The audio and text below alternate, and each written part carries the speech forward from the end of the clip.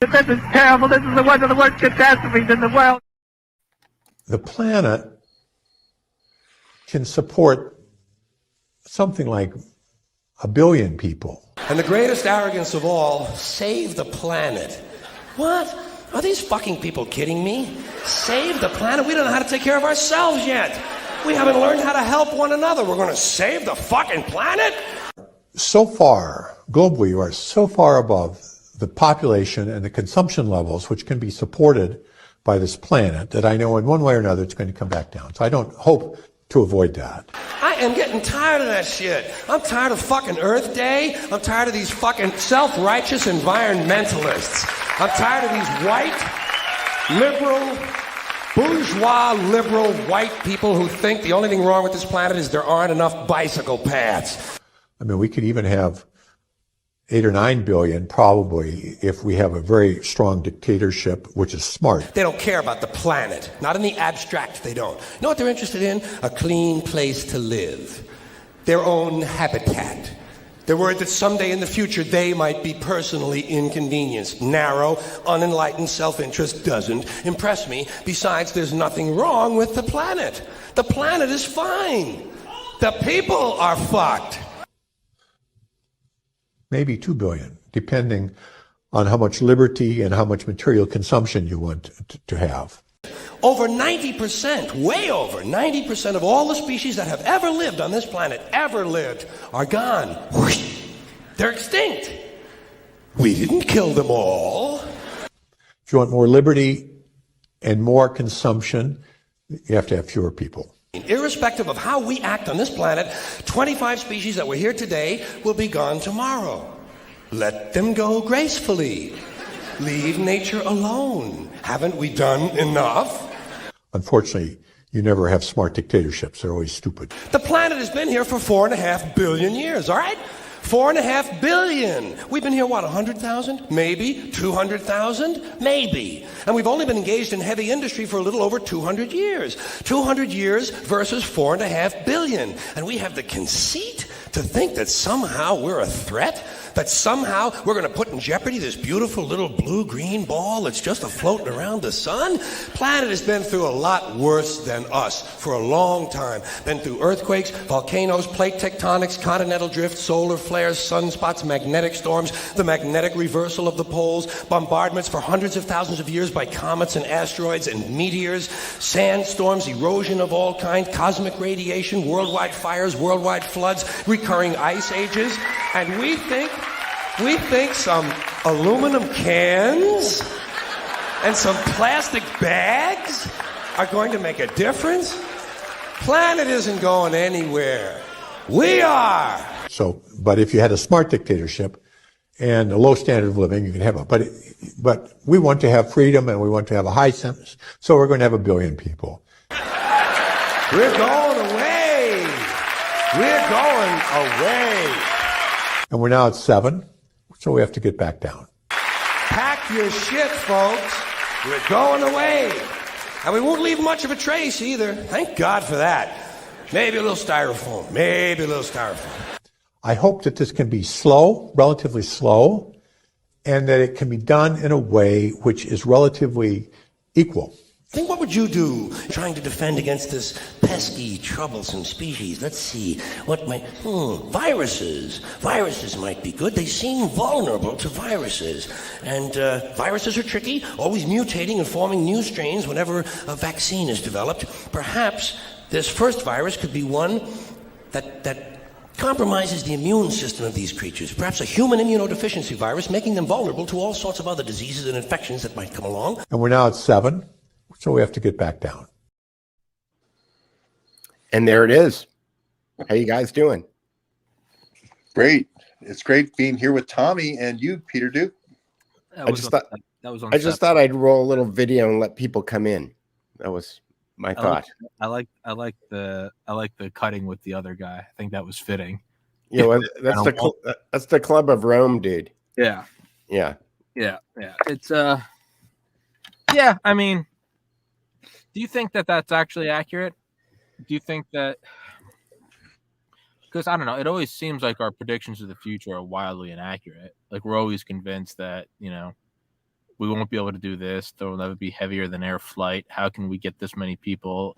And then we invent skyscrapers and planes and penicillin and the internet. And I think it's maybe it's just my own delusion, but I feel like of everything that we have just so royally gotten wrong in our history, the idea that we've just pinged, we know the number of humans that can survive on this planet.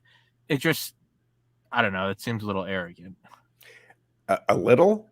I mean, we know the exact number of people that this planet can hold. I mean, like, we're still discovering new elements. He read it on the label. Huh? He read it on the label. The planet Earth, the label. Yeah. You know. Yeah.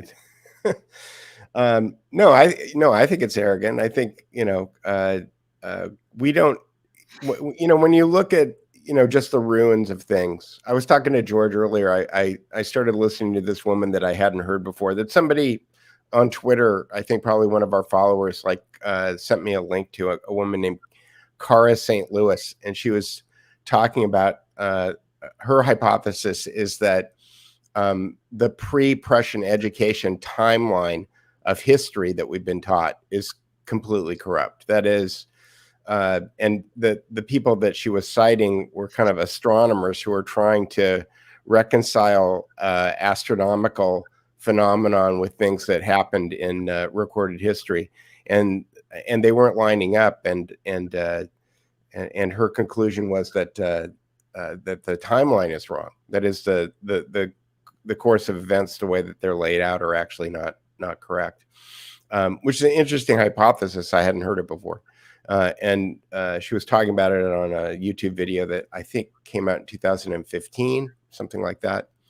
And so, to your point, I think fear, keeping a population afraid of stuff is a really great way to get them going in the direction that you want them to go in. And if you can simply change up the fear, we've seen it go from, it went from Black Lives Matter to a pandemic to, it's like changing the channels on an old boomer TV set. You just flick the channel and you move to the next fear, and you just keep your population moving in the direction that you want them to move in. So yeah, to your point, yeah, a lot of the things don't pan out. Flying cars, where are they? I mean, maybe we might get them now that the drones are getting bigger and they're putting people in them. Peter, I think you've successfully described the ultimate night gallery terror, drone environment where you're in sort of this hotel room in space, and you have 200 channels, and every channel is Donnie O'Sullivan with CNN. Every channel is Donnie O'Sullivan with CNN. And by the time you get to channel 56, you're ready to just eject yourself into, into an asteroid belt. Yeah. You've had it. You're ready to call it quits. Yeah. I mean, Michael Hoffman calls it a Videodrome, or there was a movie Videodrome. And I think it might've been James Wood's first film. It's all about, using video in order to keep people in a permanent state of fear. So that's my kind of long-winded answer to your question. Is that what you were getting at, Tommy, or did you have another point of view? I don't know. I was just kind of making noise with my mouth. There was really no agenda or reasoning. There was no end point or beginning point. It was just sort of a burp in a communicable language. Do you think that the reason why there's a baby shortage formula is to force all of the vax mothers to give the spike protein to their babies? If I can just go in a completely 180-degree direction. Well, we've already been demonetized. So, I made sure that by playing George Carlin, we'd get demonetized. So, not that I've ever made a cent from YouTube. I was going to say, big brain move is by never getting monetized, you can't be demonetized. Right, exactly. Well, I've never been monetized on YouTube, so I think I've tried, and Yeah, I dude. No, it's I going to I a casino. And I don't think I clicked on the right thing, and I don't think it ever actually worked. And it's going to a casino and counting cards, and you keep seeing your friends get kicked out, but in your mind you're like, they're gonna let me stay. They're gonna let me rake it in, and then finally dawns on you, go, these motherfuckers are gonna take me into a back room, beat the shit out of me, and kick me out. And that's what happened to me. But well, I'll tell you a story of a guy that. Okay, so I used to work for this guy. I've told George about him before. I don't know if I've ever talked about him on video, but I worked in this camera store, and the guy who bought the camera store was the son of a billionaire. I think his father was the president of Union Bank. And when I was hearing about Union Bank and the Bushes, things started to connect for me. I used to fly with him in his Cessna Turbo 210 RG, retractable gear. And whenever we landed someplace, he'd always land with his wheels on the numbers, because he told me that's the numbers are at the end of the runway, right? And he told me that he was taught how to land on aircraft carriers, and so that he always puts the wheels on the numbers. Which, if you're landing at an airport that's got a really, really long runway, a lot of times it's a pain in the ass to land on the numbers, because the taxiways are like way down the runway, so you got to taxi for a long time. But anyway, wait, what were we talking about? We were talking about, say again? Demonetized gambling casino. Oh, you're talking about the photography card counting. So because this guy was a card counter, and he figured out that if he flew his own plane to Vegas, they have cameras in the airports looking for the card counters, but they didn't have cameras at the airports looking at the private planes. So he would fly to Vegas in his private plane. He would walk into a different casino every time. Walk into the $100 minimum blackjack table. He would play for 15 minutes. He would win $25,000. He would take his winnings and he would leave, and he wouldn't go back to Vegas for 5 or 6 weeks. And that's the way that he kept the grift going. Like they never really caught him. And he would go to a different casino every single time that he did it. Now you know the secret of citizen journalism. That's how we finance operations. That's the only way it can happen. But it's that's not what was the Vegas shooter was. I was about to say, that's right. You beat me. Damn it! You beat me to it. You stole my thunder, Stephen Paddock.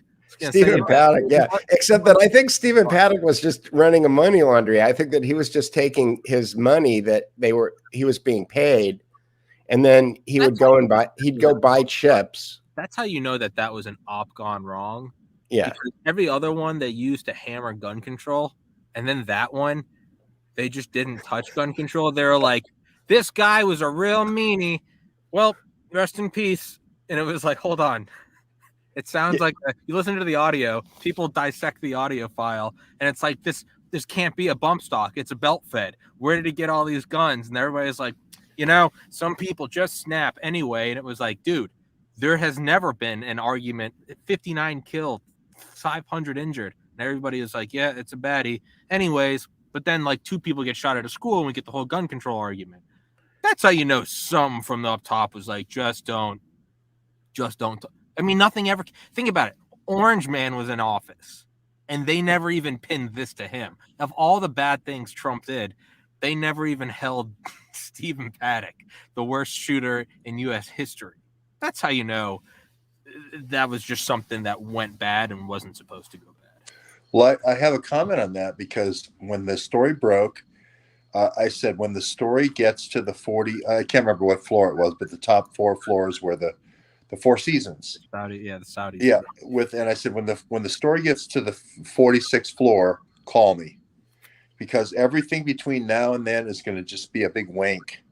Everybody's going to be wasting their time until they get to the real story, which is these Saudis who had this sort of kind of girls club, right? There was a story in 2017. This guy named Outtake, who was the UAE ambassador, who was basically, fanning out the girls like a deck of cards and saying, which one do you want?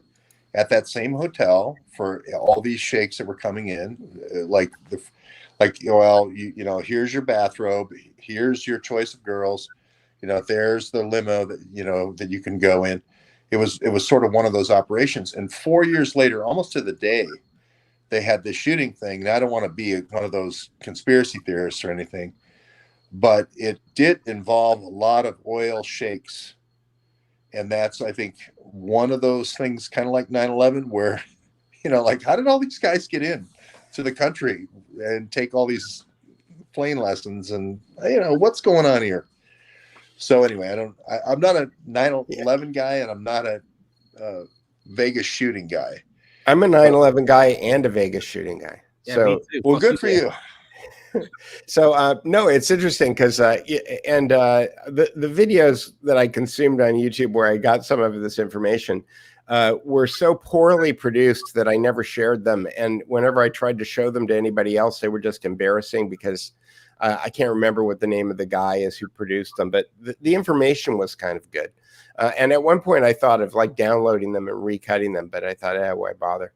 But the one hypothesis that I saw that made some sense is that immediately after I believe the Vegas shooting was that incident in Saudi Arabia where the newly appointed crown prince arrested all those guys and threw them in the Ritz-Carlton as a prison and then shook them down. The story that I heard was that he was there in Vegas, and that there was an attempt on his life. Yeah. And that the shootout was some way of covering by either the people who were trying to assassinate him or some other scenario while he was evacuated. Yeah. That Paddock was providing the weapons, and the hit team was going to arrive, go to Paddock Street, get the goodies, bum rush the upstairs, and take out the new king. Something went wrong. Either someone in Trump's intel community tipped them up, for whatever reason, they got word of it. They got evacuated. And before the FBI or whoever could break down Paddock's door, they're like, fuck this shit. A multi-man team fired into the crowd, and then they iced Paddock, and they vanished. And there's only one guy that saw Paddock, that security guard, and he only had one testimony on Ellen with his handlers and no one in the crowd. Jose Ramos. Yeah, man. I mean, now granted, that's all high octane speculation, but it never came up. Like, that's how you know it's absurd. It was just Paddock up, just guy gone wrong. Girlfriend lives in the Philippines near all these like ISIS camps, but don't worry about it.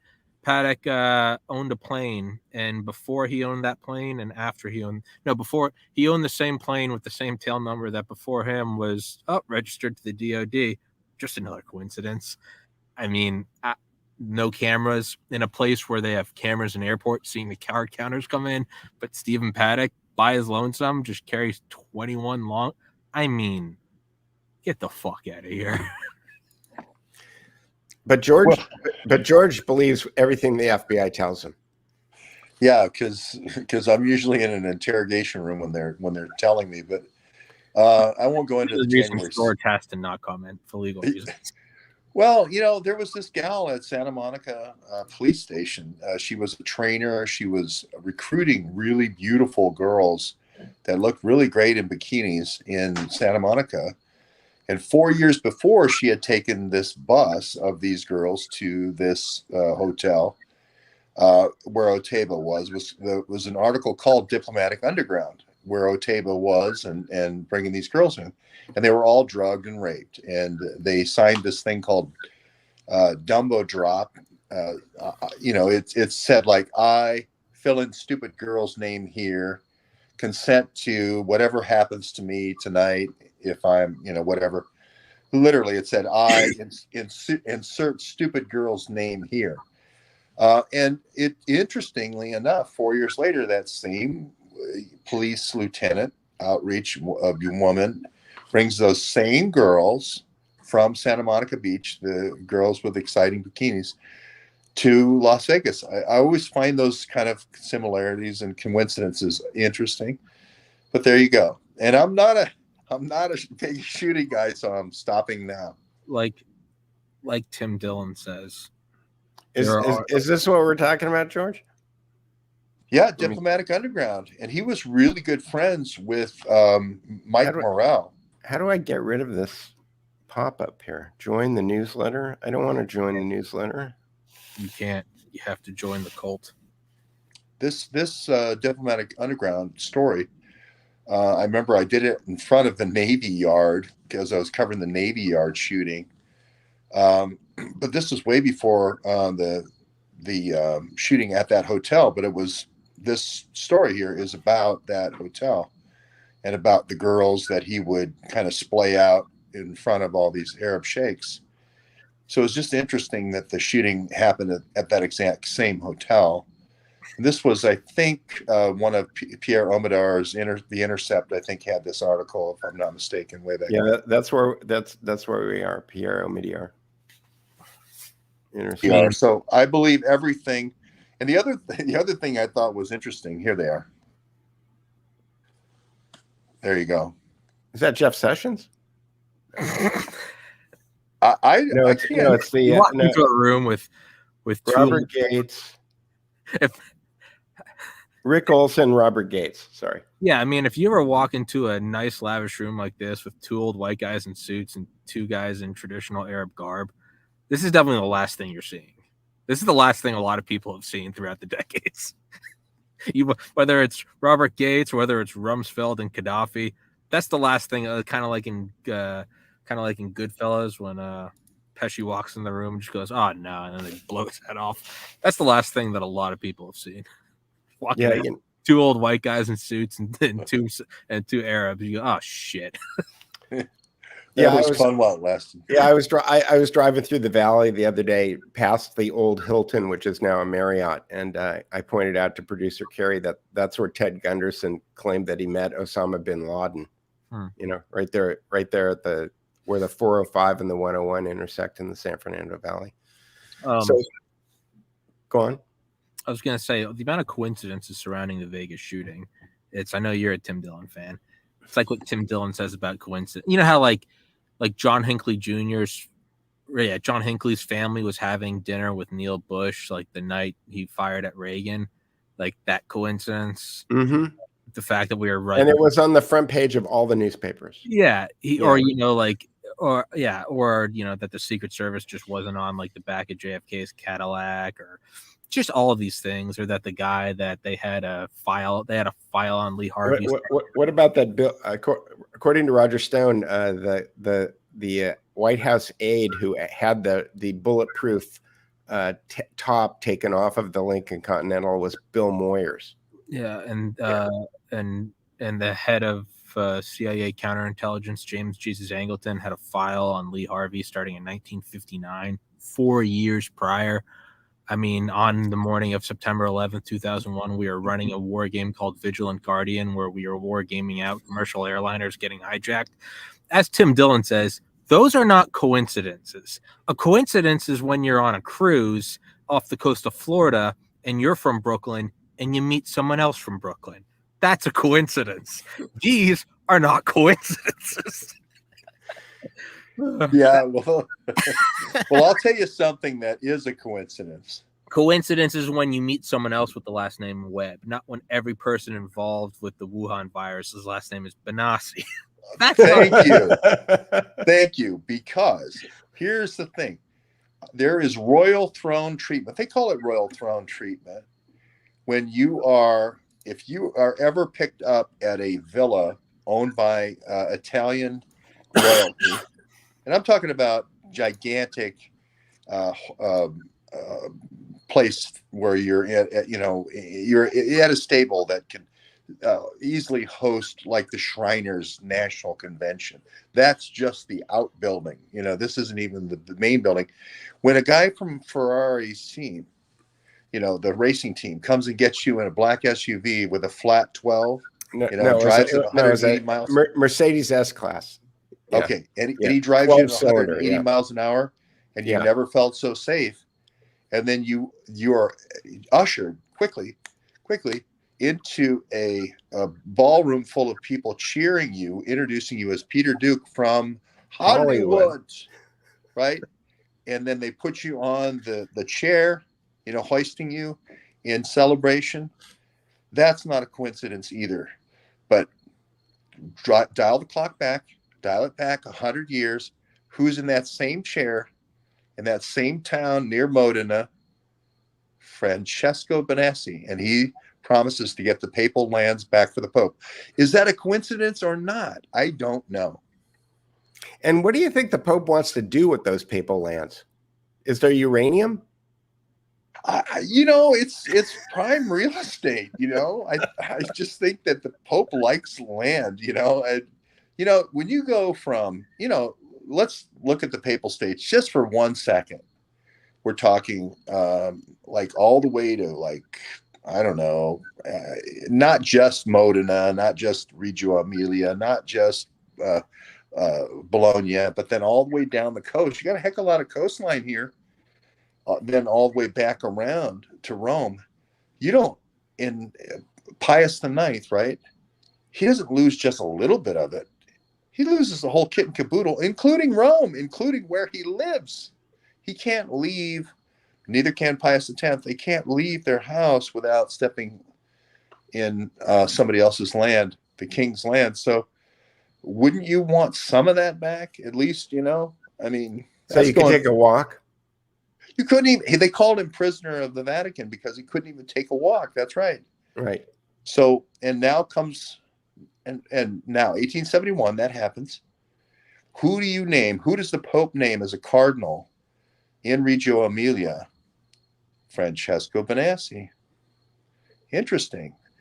Would you name somebody who was going to get your land back, or would you name somebody who's going to go, hey, Pope, land does slip through the fingers of, the holy eminences. Remember, too. You mean it's not about saving souls, George? I just want you to remember that Pius IX said that's when popes became infallible. So if you lose your land, somebody wronged you, did you bad. So I'm just throwing it out there is that, you have the Peter Duke experience, the Ferrari racing team, the hoisting of him. Sure. But like I said earlier, I think when they did it to him, they were probably holding up a throne. I was like on a cafe chair. Yeah. But still, it happened. Yeah. They'd done it before. That's not a coincidence. Like Tommy says, it's not like you're from Pacific Palisades too, Francesco Benassi.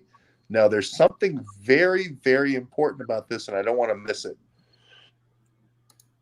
All right. I am going to complain one more time out loud. I use a backup service called Backblaze, which I turn off, and then it turns back on magically. And there's no way for me to back up my computer and manage my live streams without going insane. So I apologize to anybody if my signal has digressed, but I turned it off before I started, and then it started again, and I just turned it off again. So I'm apologizing here in the middle of our live stream. Sorry, this isn't very professional. It was all Peter. If that had happened to me 100 years after that had happened to Francesco Benassi, I would be looking around the room too. So I don't blame you for having background processing. Actually, that's a conspiracy I hadn't thought of, that they're doing it to me on purpose. They're just like flipping the channel on me. It's. Oh, George, I do have to say on a side note. So I interviewed an author the other day, Peter Dale Scott, I think is his name. Yeah. Wow. You got that Peter Dale Scott. Amazing. Yeah. Wow. Oh, wow. I just read his book by chance, an email. I had no idea it's 93. And we were talking, and he told me beforehand, he goes, it's like calling Noam, it's like saying, I interviewed Noam Chomsky. I didn't know that. I honestly didn't know. I never heard of him before. But before we started recording, he goes, you have to excuse me. He's like, I'm 93 years old. My memory is not what it used to be. I was like, sure, I got you. That dude was so sharp. I told him after we finished recording, maybe it's not professional to say what I talk about on and off air, but I was like, dude, your memory was incredible. But so he was going through all this, he was naming dates and articles from the 70s and different lines of like Ukrainian bloodlines. But at some point he goes, he starts bringing up a Ukrainian general, an arms manufacturer, and he was like, and I don't know if you've heard of him, and I only remember one name just because I follow your Twitter, George. But I go Kolomoisky, just kind of guessing, and he goes impressive. You know that. I interview a guy called George Webb, and that was just. I mean, I could have been completely wrong, but I was like, I know like two names from George, and it's like Kolomoisky or Benassi. And I was like, I'm just gonna go shoot. So I got to sound so smart. I was like, oh yes, of course, General Kolomoisky, and he was like incredible. And I was like, and I literally said on the podcast, it's George Webb. I interviewed a guy called George Webb, but he was super cool. Well, yeah. I based my whole series in 2016. The whole baseline was Peter Dale Scott. Oh, really? So you don't do 9/11, you don't do Vegas shooter, but you do JFK. Is that the deal? Peter Dale Scott is so much more. I know he does podcast on his book, The Road to 9/11. Yeah, I know. Specifically talking about Cheney. Yeah, I avoid 9/11 and so forth because people immediately put you in the box and go, okay, conspiracy theorists. You can't give a shit about that. You have to pursue truth, no matter how absurd it is. Believe me, I do that every day. But I'm not to preach to you. I know you know. but the thing about Peter Dale Scott, George has been deplatformed. Yeah, I know. More than you, Tommy. I know. No, I'm realizing as I say these words, I'm like, I'm telling Michael Jordan, I'm like, you got to practice your jumper, and he's like, this. Yeah. So no, let me take those words back. I know you. No, it's all good. No, I just want to say though, there's so much more to Peter Dale Scott than like Alex Jones kind of made his salt on 9/11. Peter Dale Scott goes all the way back to Osama bin Laden and, using these, sort of fake Muslims and these terror campaigns, as Peter mentioned, keep people in a constant state of fear. The whole idea of terrorism and Muslim terrorism is just this construct to put you into a receptive state to give the deep state all kinds of surveillance. So he is such I'm so proud of you, Tommy, he really getting these fantastic interviews. That's awesome. I'm kind of thank you. I'm kind of embarrassed I didn't know how big of a name. Like getting Richard Rhodes. Like I understand the gravity of like Richard Rhodes. I'm like, this guy's a legend. I legitimately hadn't heard of Peter Dale Scott. And now I kind of feel embarrassed.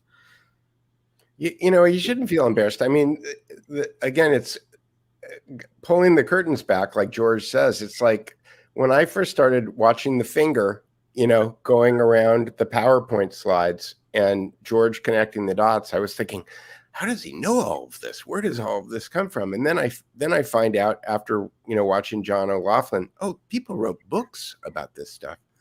Like and George and Tommy has a list on the Duke Report now. There's a Tommy Kerrigan list. There's a George Webb list for people who want to catch up, right? You want to go read a few books so that you want to be on the same page, at least on a couple of chapters. The books are there. So, well, I tried to give Peter Dale Scott and William Engdahl were the two, that I really gave a lot of credit to when I first got started. And I basically use that as a platform, and then I dig from there. And he had done a lot on Pakistan, drugs, war, and oil, and that whole kind of odd, crime triangle that these guys all seem to share. And just that concept right there alone. I could try to get you on with them. Oh, I'd love that. Oh, I'll make a note of that right now. I don't know if it'll work. Let me. Oh, I'd love that. I normally make these kind of. I normally make these propositions when I'm like not recording. So on the off chance that it doesn't work, I don't feel like an asshole. But yeah, I'll make a note of it. Oh, tremendous honor that would be. And I just think that he was a Canadian diplomat, I believe. And for 30, 40 years before he ever put pen to paper the first time. So he really had, he's the real deal. Alex kind of came into it and said, well, I'll juice this story with 9/11, and he did a good job. Yeah. But it was kind of always, I don't want to say shock journalism, but he was always looking at the numbers. He was always looking at the views. even before the internet, social media. Peter Dale Scott wasn't like that. He wrote books. Well, he's a Berkeley. He's a professor emeritus of history at Berkeley. Yeah, he wrote books and English. Yeah. So he wasn't interested in necessarily the things that motivate most people on YouTube. He really wanted to get the history down so people understood really what was happening, and that's why I respect him so much. And Engdahl's the same way. Engdahl's in Germany. I probably need to go visit him too. Yeah, Alex Jones. I mean, he is always right, and he does a lot of great work. But he's also very clearly. I mean, he's running a business. He's looking at I mean, so do I. I look at it too. But yeah, there's definitely you can tell there's a difference. I mean, Peter Dale Scott came on my show. He did say that he normally doesn't do interviews, but he saw in my email that I told him, because I always put in emails to potential guests, how come the podcast isn't on YouTube? Because that often comes up when they're like, hey, I can't find you on YouTube. And I'm like, yeah, I was perma-banned. A lot of people they get cold feet. They're like, why were you banned from YouTube? And so I always have to explain it was for interviewing McCullough and Malone, and not because I'm up there doing some Nazi salute. But he said the only reason why he responded to my email is because I had been permanently banned from YouTube, and he said that was a badge of honor. And I was like, fuck yeah. So very good, very good. In fact, maybe that's a new hoodie design. Banned from YouTube. Banned from YouTube. Yeah. Dude, I've had more people come on. I've had more like big name guests I've had on tell me beforehand, like, you really got banned from YouTube? And I'm like, yeah. And they're like, that's why I responded. And I'm like, oh, cool. It's like I just thought I'd turn you on to this resource. Richard Grove has this thing called The Brain. And if you type anybody's name into it, or any kind of conspiracy, it'll give you all of the things that he's researched that are connected to it. Whoa. So it's an amazing, yes. Yeah. So if you want to do a little quick research on someone before you do a podcast, it's a great resource. I love The Brain because the connected dots thing and so forth, the visual display and so forth. The Brain is also one of those programs that doesn't go away. It wakes up when your computer wakes up, and it's hard to get rid of The Brain once you get it on your computer. But that's just an aside. Well, yeah, and this is another like weird Peter Duke overlap. But when I was working at News Corp, the Harlan Hugh, who invented The Brain, came in to visit me because he was trying to get us to use it as the interface for, all the Fox properties.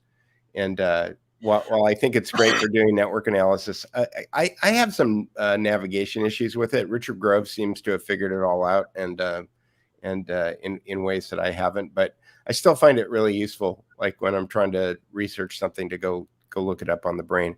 And it's hard to find on Richard's site. So if you go to the Duke Report under search engines, it's Richard Grove's Brain is a link there. That's amazing. Now, does he make all these? And if he made this, so it's not something that like I couldn't type in Tommy Kerrigan and it would like model something. Yeah, but Tommy Kerrigan can start his own brain, and okay. Tommy Kerrigan can create his own thing. And I think you may be able to actually connect it to other brains. I'm not sure about that. I wasn't sure if it was something that happened like natural, like you could type in a name and it would model. No, all of these links Richard Grove has put in there. I'm sure the NSA has got something wonderful. You type in a name and it models it for him. Yeah, it's called Palantir. Yeah. It probably gives you the location of the nearest drone. Yeah. Well, and yes, no. Promise was before that, and definitely they're way out front with whatever we think we have. They're way out front with these tools. You can type web and it tells you where the nearest Reaper drone is. Yeah, MQ9. Remove yes, no. It's not today. Remind me tomorrow. You can say remind me later, or remind me tomorrow, or remind me next week. Reminder: it's the first of the month. Would you like George Webb removed? Let it run. Yeah, literally, figuratively, like. No. I mean, there's a sliding scale, No, yeah, it has little reminders, and it's like it's the first of the month. You haven't removed any journalists lately, and you're like, not today. I got to fill out a bunch of paperwork, and it's every once in a while we'll all be together, and it's like target of opportunity, and it's like, ooh, I could get a raise with this one. Yeah, You know, I thought about that a lot, about how convenient it was after the COVID thing happened and people started meeting virtually. You know, like you didn't get everybody in the same room at Davos anymore. Which would be like a really convenient place to nuke if you wanted to kind of take care of things. Oh yeah, absolutely. I think, and again, I'm not a proponent of violence, and I have no nuclear weapons. I was going to say, I don't know how. I have a pitchfork on my wall with a scope and a laser. Yeah, violent threats can be if we're talking about nukes. I was going to say on that note, and then I'll let George talk. Is Tim Kennedy, that former Green Beret, like last August, whenever we were withdrawing from Kabul, and remember the Taliban was posting pictures, and they were like all at that embassy. Tim Kennedy was like, so they're all right there, just in one spot, telling us they're there. Interesting. Well, now that you bring that up, you're talking about the famous Joe Biden pullout, leaving covert weapons for the next 50 years in Afghanistan. I think arms deal ever. Yeah, every one of these pictures looks like Peter Duke and The Last Supper. It's the Last Supper picture. If you look at that picture of those, it's the Last Supper. It's Peter Duke with all the shaft lighting right out of Dali.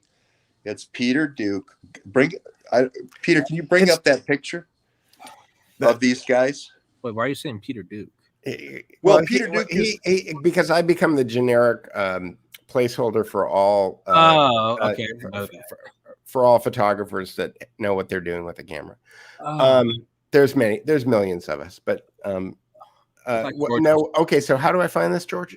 Well, if you look at the terrorists that were meeting and negotiating with Biden over the billions and billions and billions of dollars of weapons that we left, and they're all sitting around this table, like Tommy's saying, with bandoleros of machine gun bullets, just every Hollywood trope that you can squeeze into one photo, and they're all like Tommy's saying, they're all there. Why wouldn't we drone that place? And it looks just like The Last Supper with the lighting. It reminded me so much of the Azovstal guys. And I said, they hired Peter Duke. They hired somebody in DC. The people who do propaganda, they have a really nice name for them. They call them public affairs. So there was some public affairs person who did that. Okay, I've written down. Typed in Islamists negotiating with Biden. Should that get us the picture? Yeah, and I would say retreat from Afghanistan, or I don't know, Afghanistan pullout or whatever they called it. But there was two images that really these images kind of stick to your mind, sort of like Forrest Gump moments, and make up your internal history track that you play back to yourself. One of them was these guys all sitting around the thing with the Last Supper table. And then the other image was people hanging on the C-47 or the C-130 and trying to get, sort of like the last images of Vietnam, where they were all hanging off the helicopter. And these are just so staged events, but they're. Well, I don't think the guys hanging off the landing gear were staged. I think those guys died. No, I know, but I'm just saying, it's like, how could you have a mobile, trolley cam of that with, perfect, getting the sweat on their faces and the terror on their faces, close-ups? How could you possibly have staged it that Hollywood-esque? I don't know. It might have been that there was a ton of photos and you choose that one. Like you can always see how they'd frame Trump. It was always like from the bottom looking up. You always want, because that's like the least flattering image of anyone, is like looking up. You see like their chin. They'd always frame it so he's more orange. And versus like you can tell when they have like some politician they like, there's always this sort of like light gleam behind them. It's the halo effect. You can always do that stuff. So that's a huge part. I think just kind of as an aside, the most absurd, or the most, I guess, I don't know, just weird similarity was the images of the guys falling off the C-130 and just how much they looked like the 9/11 jumpers. Just like I found this one, George, and it's lit very nicely. But this is natural light. That's pretty good. That's pretty good. That's such a shitty movie outtake. Joe Biden. It's probably the only I don't know. It's shitty movie outtake is probably like the best description I can imagine. The caption to this one is, "How many did we leave behind?" This makes it look like a moment at Reykjavik. Like some great decision was made and we saved the world. This was one of the most ignominious retreats ever, where we left $100 billion worth of military hardware. How can you do that? I can't even imagine. It was an arms. It was an arms. Yeah. I mean, I think Tommy's right. I think when I found out that there was a pallet of money involved, like they left a pallet of money. We left a ton of arms to the rebels and the Taliban and Al Qaeda, so that when we came back home and started shutting down oil leases and forced everyone to buy electric cars, that would drive up the need for lithium. And where all the lithium is in Afghanistan, and they're now armed to the teeth. Oh boy, we got to go in there and liberate the lithium for another 20 years. You know what else? That's an awesome comment about lithium, because it's true. And a lot of the coal mines in America have lithium deposits. And the Donbass, it turns out coal and lithium. What a coincidence. Yeah, it's the Donbass. There's a huge lithium corporation of Ukraine. I'm not kidding. It's like Elon Musk. Someone else from Brooklyn. Elon Musk is the last person in the world that you should trust for anything. He's Klaus Schwab's illegitimate child. I just don't know who the mother is. But the mother was not a supermodel. I mean, but doesn't that seem like it is? Like, what were they all? You know who I think the mother might be is Christiane Amanpour of CNN. Ooh. The mother of who? Of Elon Musk with Klaus Schwab. I think Christiane Amanpour.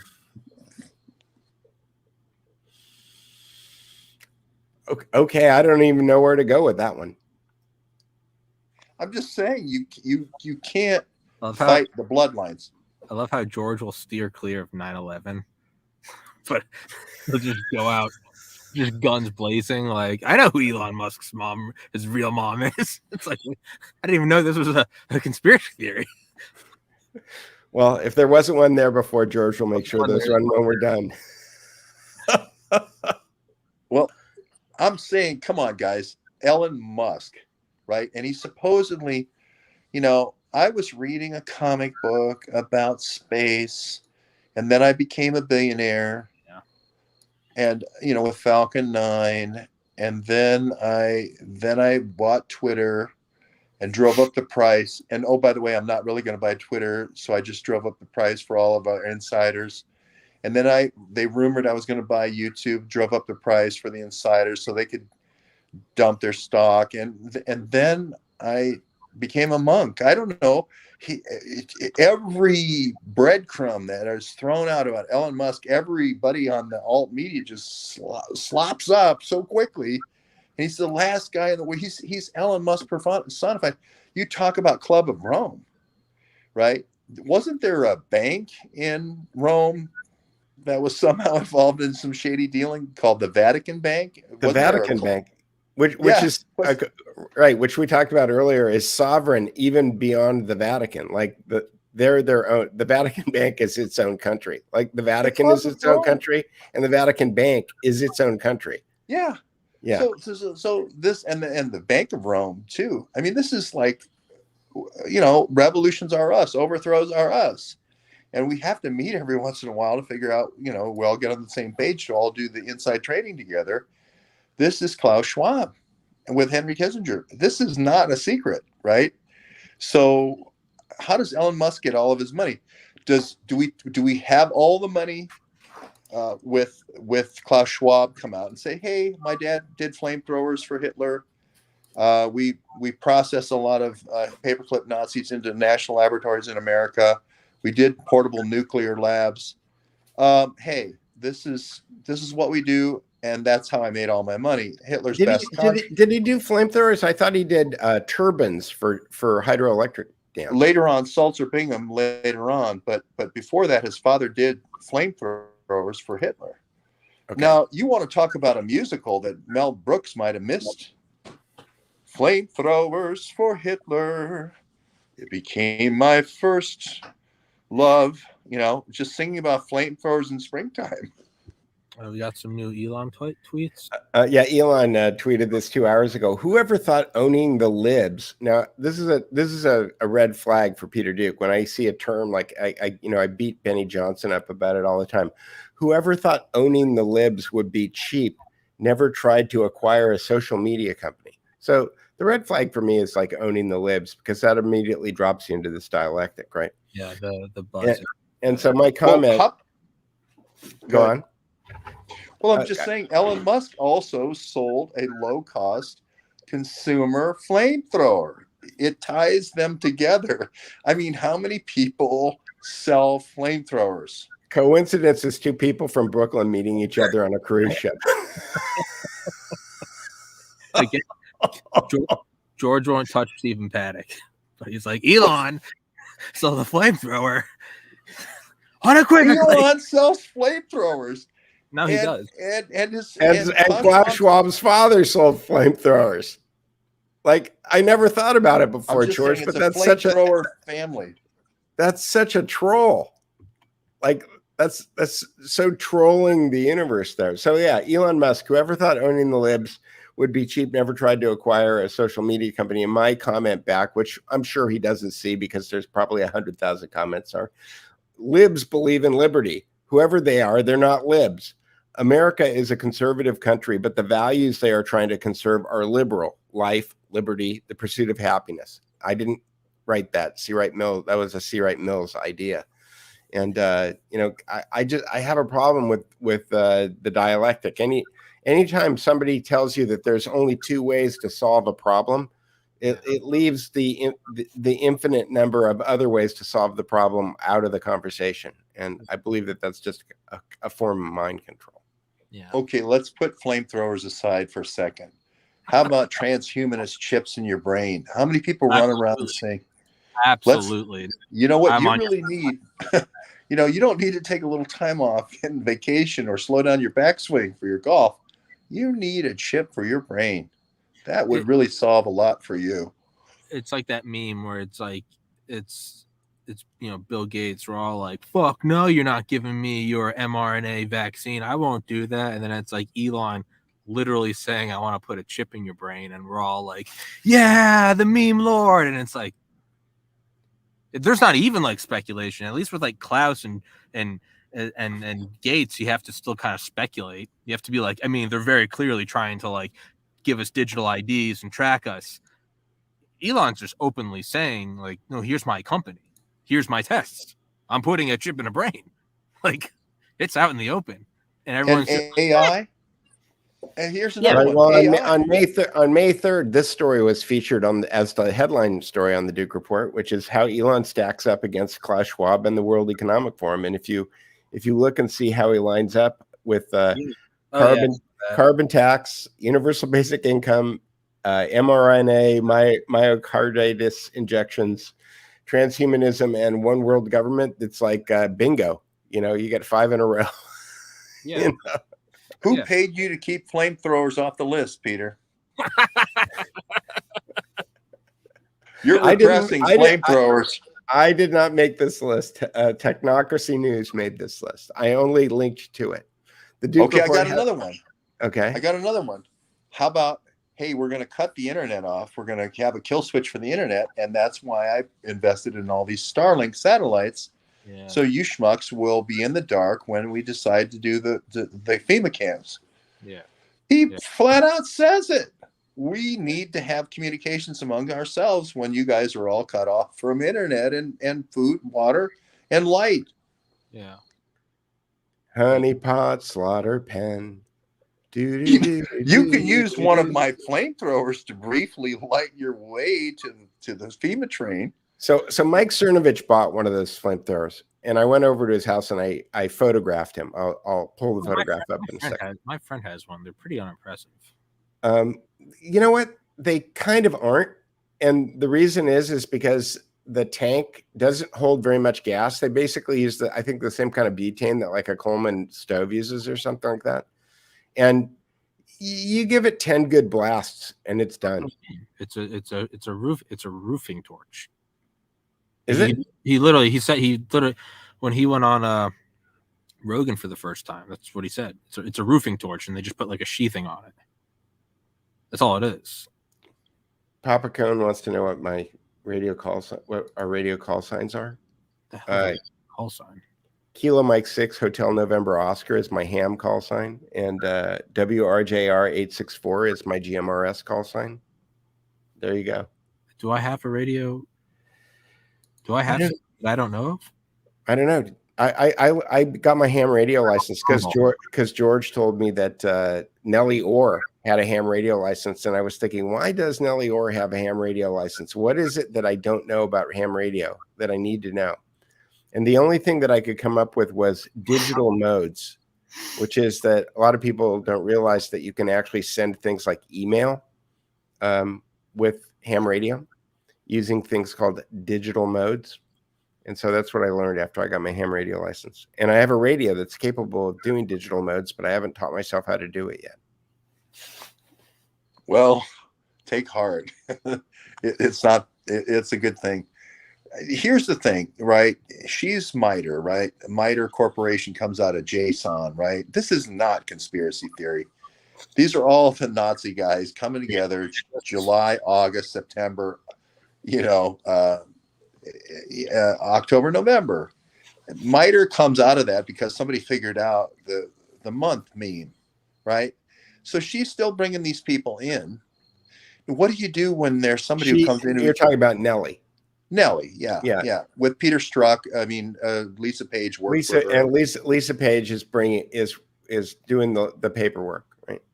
Well, they were bringing in Iranian nuclear scientists or people in the different dark weapons. They're putting them in Battelle labs, that were doing all these weapons, and then they're farming them out to Iran. Then Iran farms them out to everybody like Ukraine or whatever. So this is how we do it, right? This is how we create terror in America: is we farm it out to a foreign power, and then we have them zap us every once in a while to scare the bejesus out of us. Okay, so that's Nellie Orr. Of course, you would want encrypted radio for doing that kind of business. Well, you would not want to do a taxi radio for that kind of business. So technically, encrypted, you have to have a commercial license, and ham is not commercial. But you can, if you have a commercial license on commercial bands, you can do encrypted radio. But ham is not encrypted. So the only thing that I could think is that it might be encoded. Although encoded is technically illegal, I don't believe that there is an FCC police force that goes out and arrests people for sending encoded digital messages, because first of all, they'd have to go pick them up. And I'm not sure that the NSA is necessarily paying any attention to that, although they might. But if you're working for the NSA and then you're doing it, then they're not really going to catch you, are they? Right. And no real spy worth their salt is going to go, hey, spy one, come in, meet down at Peter Strzok's, lunch club, down there in Georgetown. Right. They have a thing where they call keying the repeater, where you just go like that. And when you hear the double click or the triple click, you all know, hey, let's go down to, Georgetown at Peter Strzok's. I can't remember I went down to the Italian restaurant Biden used to meet with, and Hunter Biden used to meet with all their so-and-sos. But you get the idea, is that you don't want to use normal phones and things that the NSA is crawling all over. You want to use some kind of out-of-band or not-expected method of communication. Sure. And, the old school way of people communicating with each other is that they've got code words. So they may say, how was your lunch today? And it's like, well, I had the salami sandwich. If it was the Paul Revere, right? One if by land, two if by sea, two lanterns. It's like you have your communication tells already prearranged, and then it just sounds like you're having a normal. John Podesta famously talking about hot dogs and a map on his handkerchief, and and walnut sauce. And walnut sauce, and no reporter ever asked him. Hey, what did you mean by pizza and hot dogs in those emails that were weapons deals? Those maps were all weapons deals on the back of handkerchiefs. So if they were weapons deals, was the child trafficking the throw, as it were, to get people? So you got everybody looking out at these people are doing terrible things to children, but what they're really doing is that they're just moving giant weapons caches around. Yeah, and Podesta, with the Holy Father thing and the Pope thing, and they brought the Pope, and I can't remember Clancy. Remember, he ran the Secret Service. Those guys were just so like soldiers of the Pope. They were always looking for another country to overthrow. And can't we run another overthrow through the Vatican Bank, please, Joe? And they ran it through Joe. It looks like they ran it through Joe and Hunter's BlackBerry. Unfortunately, Obama's BlackBerry couldn't even call for pizza. They only had 20 calls he could make. It was so dumbed down. It couldn't have been Obama's BlackBerry. But Podesta has a huge, long history in Ukraine with Paul Manafort. That all got swept under the rug. That's why I sued Podesta in this. Now we're uncovering some of that with Sussman. With this Durham investigations getting to a little bit of that. But those guys were all involved in these covert actions. If you look back in 2014, Podesta was all over that overthrow in Ukraine with Manafort. All those guys got turned into heroes, and they got plugged into the Trump campaign. So I'm sorry to get off Elon Musk. Flamethrowers are more fun. No, that's okay. While we were talking about it and talking about money laundering, I was thinking, well, what's going on Whale Alert? I don't know if any of you guys are familiar with Whale Alert, but Whale Alert is, what people don't realize, about Bitcoin is that, there's this myth that all these transactions are anonymous. The only thing that's anonymous are who the wallet owners are. But as we all know, wallets in a lot of cases are attached to IP numbers or IMEI numbers or MAC addresses. So the idea that any of these things are actually anonymous is kind of laughable. But just in the last 19 minutes, somebody moved $204,830,398 from one wallet to another. Somebody moved 49. Oh, it looks like hubby. So this looks like this is almost $300 million. Well, no, the first one's hubby to something else, and then the other two are something to hubby. Okay. All right. Yeah, there we go. I gotta use the restroom. I'll be right back. Okay. And so anyway, this is kind of an interesting thing, because when you see hundreds of millions of dollars kind of floating around like this, an hour ago, this is $348 million, and then 2 hours ago, $28 million, and then 2 hours ago, $29 million. Like, it just goes like this. Like, you could just keep scrolling like this, right?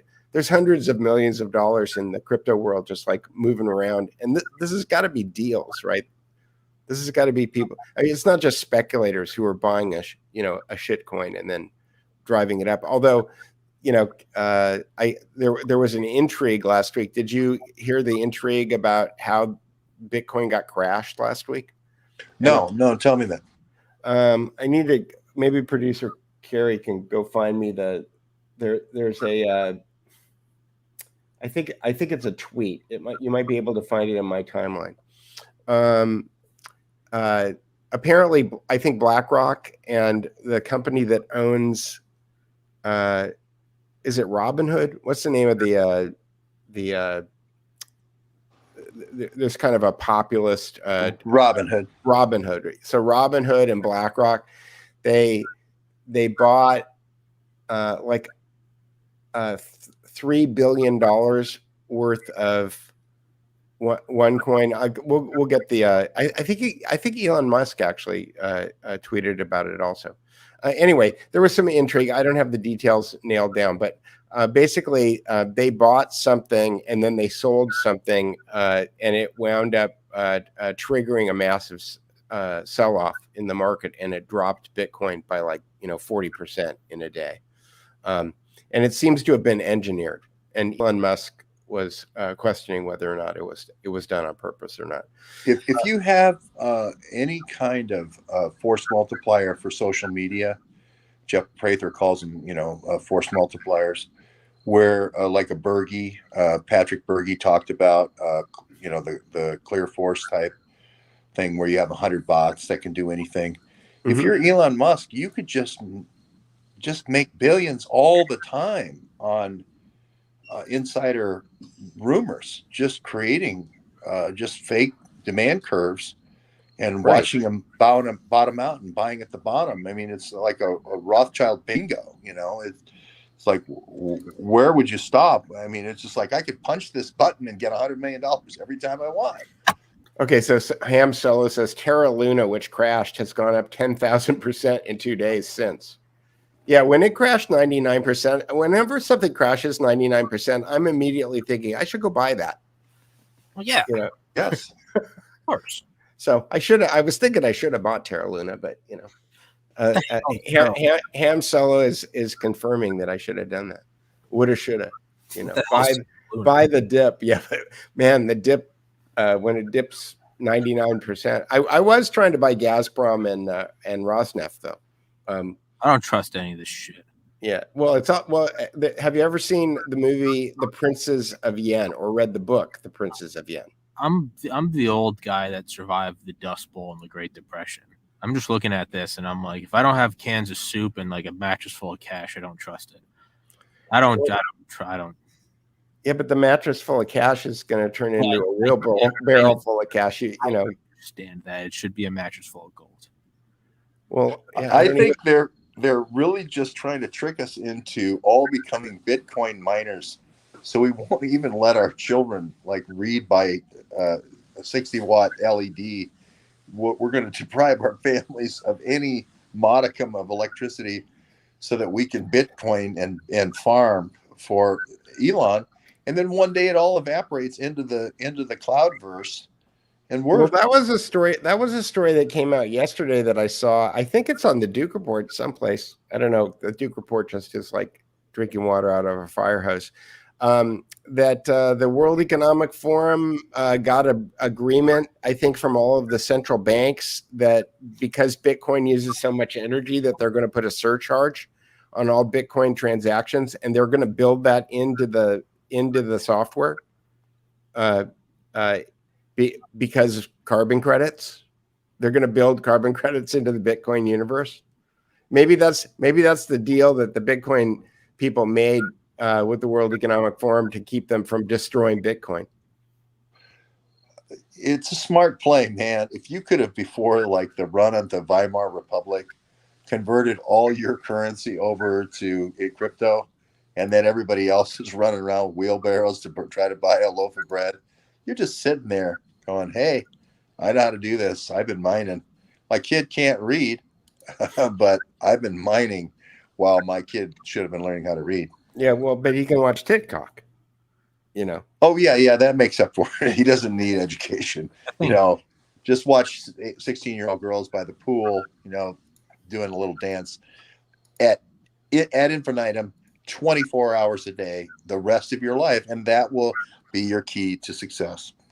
So this is a twofer, Tommy, on the Duke Report.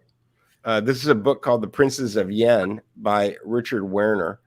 And Richard Werner is at some conference in Scandinavia right now with Catherine Austin Fitz, and I tweeted out a link to that. I think it costs like £20 to 20 euros or something to watch, but I'm sure it'll probably wind up being on YouTube in the next week or two. But he wrote this book, and then this movie got made called The Princes of Yen, which is free. It's on YouTube.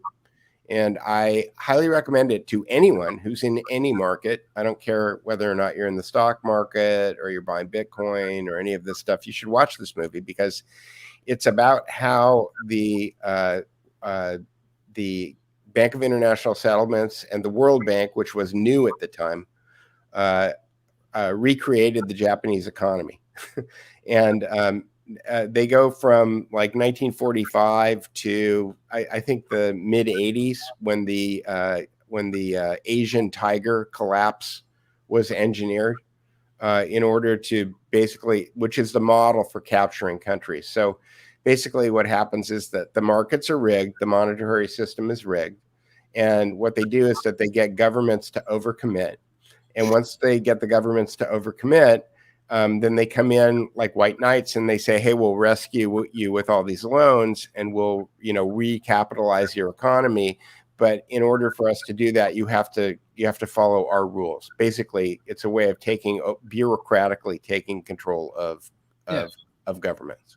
And so this is the playbook. The Princes of Yen lays out the financial playbook about the way that the World Bank and the Bank of International Settlements work together with treasuries of countries in order to take control of those countries. I think that's what we're doing with Ukraine right now. They're getting bolted, and we're like, what we're doing. It's what we're doing to ourselves right now. Yeah, George. Well, I was just going to say that there's rumors of gold being used as a bargaining tool or whatever, credit collateral. And there's big gold, giant sucking sound out of Ukraine right now, which is usually, hey, that's not a good thing. That's a bad thing. Usually it's like you usually collapse the economy after that. Rothschild, I mean, this is the old, hey, Czar, Napoleon's at the gates. I can see the fires burning. You sure you don't want to go for my usurious interest rate and buy a few more cannon right about now? Grape shot might be a handy thing against that, big infantry. This is the old tried and true method of create fear and get your terms that you want, and then pick up assets for pennies on the dollar. So here's the tweet. It was Jay Dyer. He said that BlackRock and Citadel borrowed 100,000 Bitcoin from Gemini. It appears in their loan book. They swapped 25,000 of that Bitcoin into T is, it's not Tether, it's the other one that the guy just texted. Let me see. UST, which is another cryptocurrency. This was all done quietly in anticipation of the attack. When the time was right, they called up Do Kwon at Terra. UST is Terra. At Terra Foundation, and said that they wanted to sell a lot of Bitcoin for Terra. As it was a large trade, they told him that they didn't want to move the market, and they asked if he would like to buy their large block of Bitcoin at a discount for Terra. Do Kwon took the bait. He gave them a huge chunk of Terra, thus lowering the Terra liquidity significantly. And at that point, BlackRock and Citadel dumped all of their Bitcoin and Terra, causing a massive slippage and triggering a cascade of forced selling in both assets. The real problem was BlackRock Citadel knew that Anchor, which holds a lot of Luna, which I think is a subset of Terra, was a Ponzi scheme, and they offered 20% staking APY for Christ's sake. So he goes on in detail here. But again, the reason I brought up Princes of Yen is because this is the kind of thing that when people are market makers, when they control trillions of dollars in assets, that they can go around pulling shenanigans like this. And like you said, Elon Musk can move markets with a tweet. They can move markets with a phone call. And the idea that they're going to the $1 billion, by the way, that they're spending is everybody's 401k money. It's not their money. So. Well, if you're Pietro Benassi and you have 1,000 talented mules, the 1,000 talents Chinese kids, you just go to 100 metropolitan areas with 10 students and release the Kraken and cause a worldwide financial collapse and buy the assets the day later, pennies on the dollar. Louis Vuitton gets prime commercial real estate for 10 cents on the dollar, becomes the richest man in the world at LVMH or LVM something. And then you have to have a huge party over at the Salk Institute to pay your benefactors. I mean, it's a simple cycle. Yeah. You know all about that world, Peter. With Well, I know about the suitcases, but I'm not sure that I understand the nature of the deal that you're talking about. Well, I'm just saying, let's say you have a global economy that's a $20 trillion global economy. If I release the Kraken and cause a coronavirus scare, a terror campaign, and mostly fear, a little bit of death, but mostly fear, an orange kind of Clockwork Orange kind of operation, I buy up all the assets, prime real estate assets, for 10 cents on the dollar in major metropolitan areas. And now try to buy Charlie perfume, or I don't even know what Louis Vuitton sells. But hey, that worked out pretty good. I think Louis Vuitton's the richest guy in the world now. He might have been the biggest benefactor. And you were having Louis Vuitton is the richest man in the world. I think it's or LMVH is the conglomerate. Yeah. And that guy, whoever owns that, is supposed to be the richest guy in the world. But it's retail. He's a retail guy that became the richest guy in the world. I thought Elon was the richest. No. Well, maybe a single person with the most money. Yeah, that's what I mean. An individual. Look at it. Louis Vuitton. You were having... What's the symbol again? LVM? LV? Is it LVMH? Yeah. Louis Vuitton MH is what? M Holding. Yeah. But he's having a big party at Salk Institute. You want to talk about payback to the guys who came up with the Kraken? I don't know. And then if you're in the CIA, you've only got to get like the board of directors of BlackRock and Vanguard. You just got to get them out to Epstein Island banging some kids. You get video of that, you control them, you control the world. I mean, but really, when you look at it in terms of like weaponry, that's Jeff Epstein's MO, man. Really, look at it in terms of like weaponry, like artillery, or like Maxim machine guns, tanks, artillery, biplanes turning into long-range bombers. After World War II, you go to V2 rockets, atomic bomb, thermonuclear bomb. You keep moving up to more and more powerful weapons that disproportionately, there are disproportional power projection forces to where now you don't need 10,000 bombers. You just need one missile with one bomb. Even more lethal than that is something as covert as you just get a couple of the movers and shakers of the world, get them out to an island, have video of them sleeping with a 17-year-old that looks 20. You control them. That is more lethal than any bomb there's ever been. So imagine if you're behind Vanguard and BlackRock right now. They're getting all the flack. Everybody's like, oh, it's all BlackRock, Vanguard, Klaus Schwab. Who are the guys behind them that have the damning evidence? Those are the guys that have the knife to the throat, and they're just kind of manipulating the world at will. Tommy, I told everybody a long time ago about the State Department DynCorp tail numbers. Yeah. Everybody look the other way. Everybody keeps looking the other way. Is there any grace in this world? Is there any, can God be found? Is there any peace and fairness and merit in this world? Or are we really living in a fallen society? Are we in hell right now? Because it just seems like everything's so black and corrupted and disgusting and war driven, and it's just the raping of the planet. Like, is there, like, where can we find goodness? Like, where is it really just in like the laughter of a child in a sunset? Is that all it is? Yep. PeterDukePhoto.com is where there is a. Yep. I don't know what you mean. Asking an existential question. George. No, there is an array of hope. There is a ray of sunshine. I always said we need to train a small dog. That's our challenge here to beat the deep state, because the small dog Toto pulls back the curtain and this thing's over. So it's all about. Yeah, I think that you hit the nail on the head. I think it's the reason that I keep going, and the reason I hope it's the reason why you guys keep doing it is that when you understand what the nature of the backup just started again, and I caught it. The brain has activated. The nature of magic is about bending people's reality, right? And we are all computers, and we don't realize it, but we use words in order to program ourselves. And words are the code that are used in order to frame the reality that we all experience, right?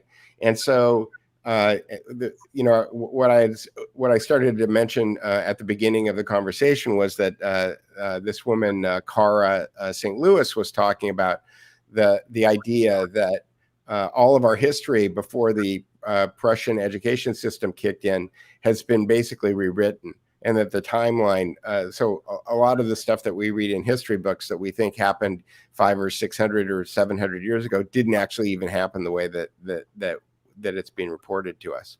And that's a kind of magic, right? To get you to believe something. And the fact is that when we wander around this planet and we look at things like the pyramids and stuff, and some people say, oh, they're 5,000 years old, but then other scientists, geologists figure out by looking at the way that the water erosion has, eroded the Sphinx that it must be 20,000 years old. That, like, a lot of this stuff is just made up. Like, a lot of these experts. There's a movie that I watched with Orson Welles that I feature on the Duke Report under the film section called F for Fake. And the whole movie is about how people are fooled by experts, right? And so where am I going with this? Is that the only control that these people have over us is the idea that we have anointed them with this kind of magical wizard force that we call expert. Why do we listen to anything that Anthony Fauci says? Because he's an expert, right? And people use that expert. You put somebody in Edward Bernays figured out that if you put somebody in a white coat, like, everybody will do what they say, So how do we deal with it? We have to use our words in order to change the pictures in people's heads, to get them to understand that the people that are being perceived as experts are not. And when they are not perceived as experts, then their power over us goes away. That's a big ask, because I would say that like 95% of the people in the world right now are infected with this mind virus, which is that, these people that we have anointed as experts are actually experts and actually know what they're talking about, instead of they're just manipulating the shit out of us in order to get us to do what they want us to do, so that they can be rich and they can have their parties at the Salk Institute, and Louis Vuitton will probably hand out free purses to everyone, free $5,000 purses to everyone, and they'll all leave thinking they're better than all of us. There was somebody just commented, enjoy the passing of time and be the change. Yeah, I think that's it. That's one thing. Yeah, enjoy the passing of time and be the change. Yeah, that's kind of what my logic is more. It's almost like you can't have your cake and eat it too. It's like you can't look at the machinations of the world and then wonder why it's not beautiful. Like, you have to look at, like, every evening when I'm finished doing the podcast, like, I upload it and I call my mom for like 5 minutes. And then after that, I play video games with like my best friend of 22 years. And we just joke about the dumbest shit that we've been joking about for the last 2 decades. And like, no, that's not the rolling out of the next booster program. Like, no, it's not. Is Putin going to go nuclear? But it's fun. And you kind of ground each other. And why is the inappropriate? But it's not. But sometimes you really, like, I can sit here and like we can shoot the shit and laugh and talk about how, Elon's use of flamethrowers is like, that's him getting red-handed. He's caught red-handed. He is the Antichrist. Sometimes you do have to change the world in the little way that you can. And yet, if you're going to look at the big picture, you're going to get depressed. Because that image is dark, but you can just make your own little universe a little bit better. And like, yeah, you have to find meaning in that. If you don't, you'll go insane. Well, I'll tell you, my takeaway here absolutely is either Scottish Terrier or Yorkshire Terrier. I can't remember which one Toto was, but we're going to need 11 of them, because Peter told me that you get 10 blasts on the Elon Musk flamethrower, and the first 10 Totos are going down. Hey, That 11th Toto, man, gets through, and we win this thing. the first 10 is the first 10 waves of World War One. But once the machine guns are overheated and they can't mow down the doughboys anymore, that 10th guy, he's gonna run across with a Luger. He's gonna take that trench. We need 10 Scottish Terriers. You know, I will say this, in my own world, every day I in the morning I walk to the gym. It's like a 2-minute walk, and I always walk by this like little pond. There are all these geese there, and they always hiss at me because they have a bunch of babies, and they think I'm coming to take their babies or some shit. And so recently I've been I bought a loaf of bread, and now in the morning when I walk by, I throw them a little bit of bread. And you know, on the first day it was just like, oh, it's just like it's the little things in life. I get to feed these geese. But after a couple of days, I've realized they still hiss at me. And so now I've kind of changed my mind. And instead of it being the little things in life, now I'm just establishing dominance. What I'm doing is I'm bringing bread and I only give it to the smallest, the little baby geese. And to me, it's a huge flex. It's providing for their kids in a way they can't in front of them. And I just do that every day. And I hope I'm tearing apart these geese households. I hope I'm just cucking them. As I walk in, I'm like, hey, is that your wife? So you become Satan, is what you're saying. You're doing to them what they're doing to us. I've become a dark lord. But am I really? Because I'm providing food for these little geese. But I'm just coming up to them like, that your mom, that your dad? Hey, who? Big dick energy. I bring home the bacon, and I give them the food. And I let them know who's boss. Yeah, and one day you'll make them into foie gras. Yeah. One day they'll attack me. They'll kill me. Louis Vuitton could learn a lot from you, Tommy. Let me tell you. You know, the awards dinner with the gift bags, to-go gift bags, would be a whole lot better if you would be doing the catering. But with that, gentlemen, I'm at a very inexpensive hostel, and I'm keeping up a whole bunch of motorcyclists from Germany. I thought you came back to America. No, I'm heading toward the front, back to the front. Oh, by the way, did you know Hemingway didn't get the country that he was in correct for Farewell to Arms?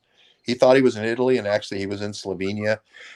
This is tough enough, right, to do the war correspondent thing. But now I gotta be the fact checker for Hemingway. Come on, man! And did Hemingway? Well, dark journalist Daniel List, he goes deep on Hemingway. There's a lot of like weird things about Hemingway. Did you know that after Cuba fell, JFK, one of his first like undercover operations that he worked with with the CIA on was like getting Hemingway's archives out of Cuba? Oh, I didn't know that. Yeah, I mean, there's all kinds of crazy stuff going on with Hemingway. Well, let me just tell you, I hate having to pick up for him here when I'm trying to do war reporting. Trying to do work, cleaning up shit, Hemingway. And did he ever go after the deep state one day? You know what? If as an ambulance driver, you know what they really did? First of all, they weren't doughboys getting machine gunned. They delivered chocolates for the most part to hospitals, and they gave them to nurses. Wow, that's really rough duty. And everybody's writing novels about them when we're doing real war reporting. Give me a break, Hemingway fans. Stop throwing Hemingway in my face and learn your countries, Ernest. Learn your countries. Well, you and Hemingway both write very short sentences, which is good. You know, I'm sick of Hemingway. Somewhere in the distance, a dog, and then I'm just too tired to finish the sentence. Somewhere in the distance, a dog did something. I don't know. I'm a little upset with Hemingway now. You know, you should be. You know, maybe I am providing evil to these geese. Maybe the geese are talking and they're like, you know what? That asshole walks by every day, gives food to our kids, shows us up in front of our wives that we can't provide. Is there any grace in the world? And the other geese is going, yeah, you know, we just gotta, it's in our own little world. We gotta be nice to each other. We gotta train 11 dogs to go fucking pull back the whatever. Maybe I'm just being dark. No, you need a little Elon Musk flamethrower, and that'll establish some dominance with those geese. No, Let me tell you. I was thinking, I was like, well, I mean, the reality is this: is I could pick up one of those geese and swing it around like a mace. I mean, I could break its neck, and right, but I don't do that. I think true power isn't going over there with a shovel and killing them. Anybody can do that. I'm mentally ruining them. I'm not firing a shot. I'm walking over there. I'm like, these are your kids. It's cold out, huh? I'm the breadwinner. You're going to get a call from the CIA, and they're going to say you're following me They're around. going to say we want you for the Central Intelligence Agency. Yes. They're going to start following me around, saying, and they're going to start squawking like, "Mama, mama." And I'm just going to look at the We've parents. been trying to figure out how to train people to be psychopaths for a long time. Yeah, but in We're the going end, to start with geese. But in the end, isn't what I'm doing with bread what the government does with social programs? Yeah, but so you're pithy. You're goose food. So you're recreating LBJ. You're just mirroring the behavior. Is it like the child molester who was child molested? So yeah, So I need to break the cycle. I need to not give these geese bread. Yeah, or just have them for dinner. And, stop How torturing about releasing like 11 small Yorkshire Terriers amongst them? That would be a little bit exciting. Or I take a page out of George's book, and instead I'll spray these geese with a lab-made virus, and I'll track their movements, and then I'll get the antibodies and sell monoclonal. Smart dust. Well, you're talking like a true Benassi now, and I'm proud of you. I'm like a true psychopath now. With that, I don't want to keep the German cycling team up. So that's okay. We're going to let you go, George. Tell the German cycling team they suck. All right. He left us. That was cold. That was cold. No, I think that people were probably looking at him like going to kill him or something. It's like 9 a.m. there, whatever.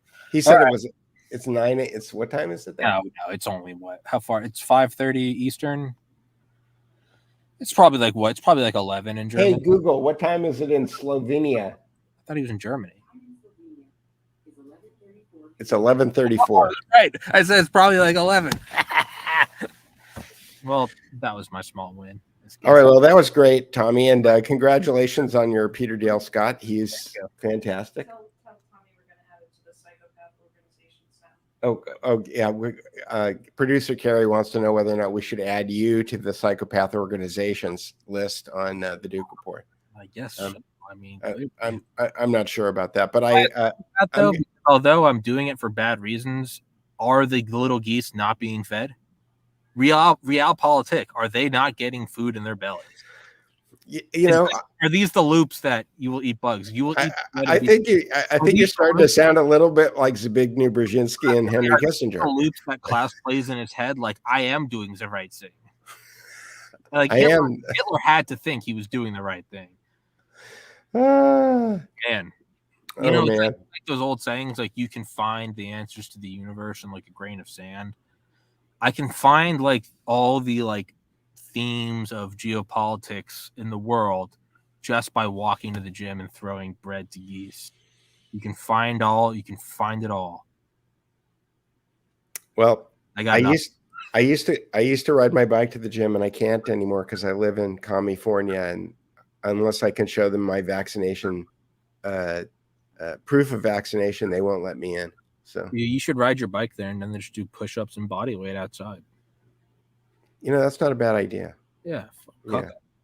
Okay. Battle rope. They should just put the battle rope back outside. Keep going, Tommy. Thank you, Pat Marson. All right. So how do people take care of you, Tommy? Me? Go subscribe on Rumble. Go subscribe on Rumble. And when you talk to the guy who runs Rumble, tell him that he's got to get his RSS feed fixed so that we can. Rumble won't respond to me.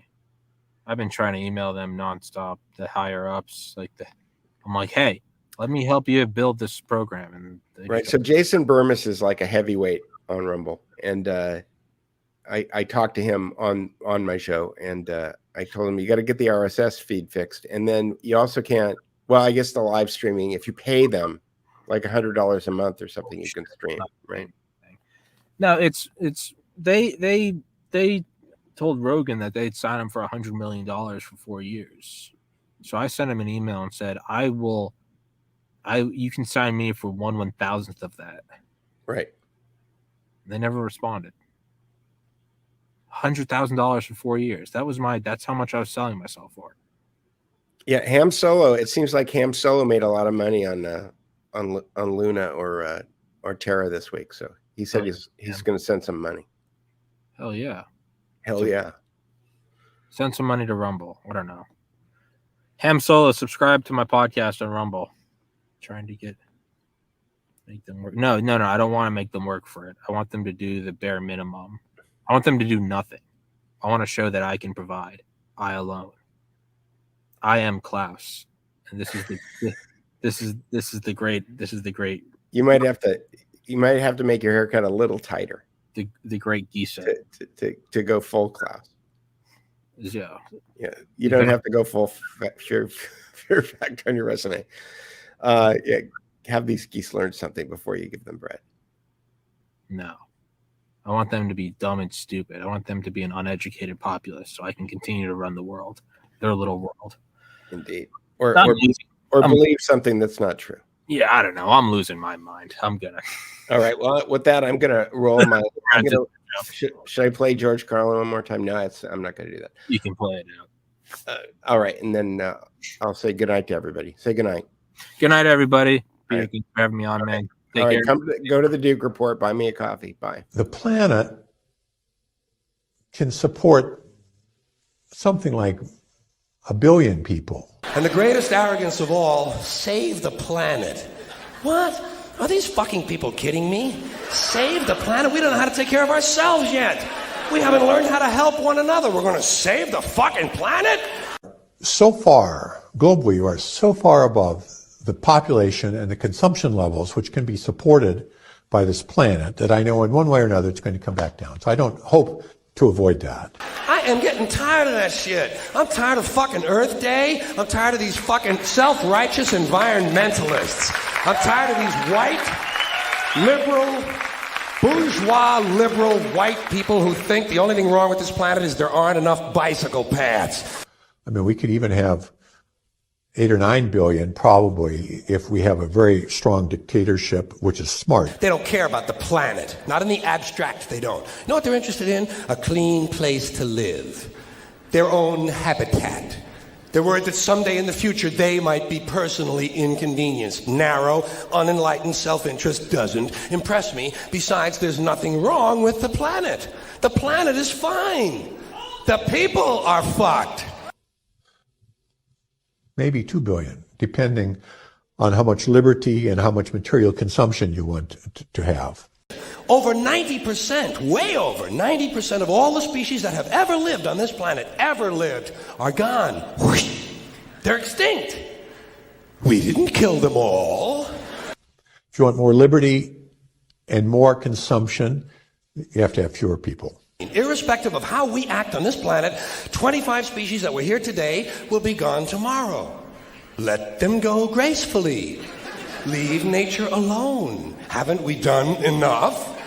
Unfortunately, you never have smart dictatorships. They're always stupid. The planet has been here for 4.5 billion years, all right? 4.5 billion. We've been here, 100,000? Maybe. 200,000? Maybe. And we've only been engaged in heavy industry for a little over 200 years. 200 years versus 4.5 billion. And we have the conceit to think that somehow we're a threat?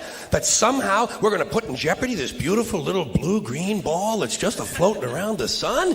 Planet has been through a lot worse than us for a long time. Been through earthquakes, volcanoes, plate tectonics, continental drifts, solar flares, sunspots, magnetic storms, the magnetic reversal of the poles, bombardments for hundreds of thousands of years by comets and asteroids and meteors, sandstorms, erosion of all kinds, cosmic radiation, worldwide fires, worldwide floods, recurring ice ages, and we think some aluminum cans and some plastic bags are going to make a difference?